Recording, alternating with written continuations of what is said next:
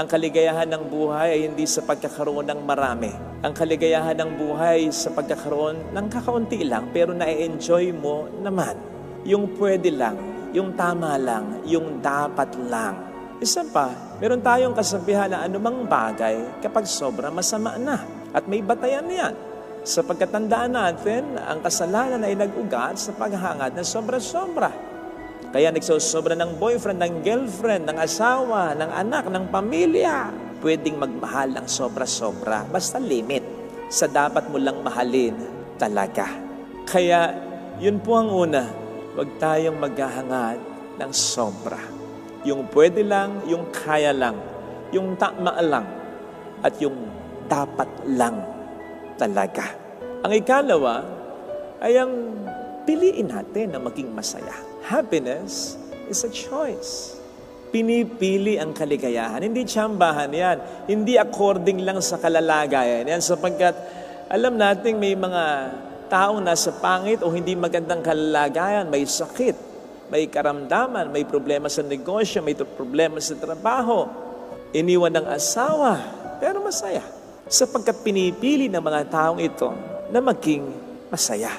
Bakit mo paulit-ulit na pipiliin na maging malungkot kung pwede namang paulit-ulit mong piliin na maging masaya? Hindi naman talaga nakatatawa yung paulit-ulit na joke. Pero hindi rin nakatutuwa yung paulit-ulit na pag-iyak.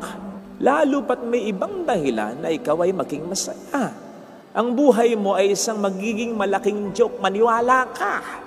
Hindi ka kakaawaan. Tatawanan ka lang ng iba. Napakarami ay kang dapat ipagpasalamat. Pinipili niyang maging malungkot buong buhay niya. Hindi nakakaawa, nakakatawa na yan.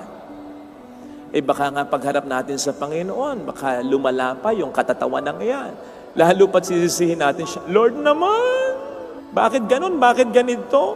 Ang lungkot ng buhay ko, sabihin sa atin ni Lord, ewan sa'yo, bala ka dyan. Ikaw ang nagpapalungkot ng buhay mo. Hindi ka nakukontento, naghahangad ka ng sobra-sobra.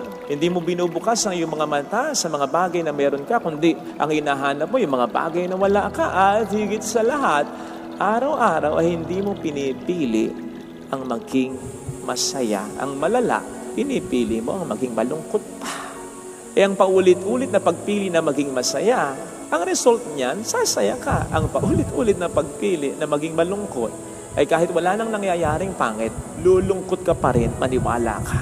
Mga kapatid, sa totoo lang, wala talagang sekreto para maging masaya. Hindi ito sekreto, in a sense na sekretong malupit, walang clue. May clue, nagkalat. Ang sabi sa Genesis 7:11, yung nagpabaha nung panahon ni Noe, hindi naman ulan lang. May mga bumukal na tubig kung saan-saan. Kung ilalarawan natin ng biyaya sa ganyang paraan, ganun ang biyaya.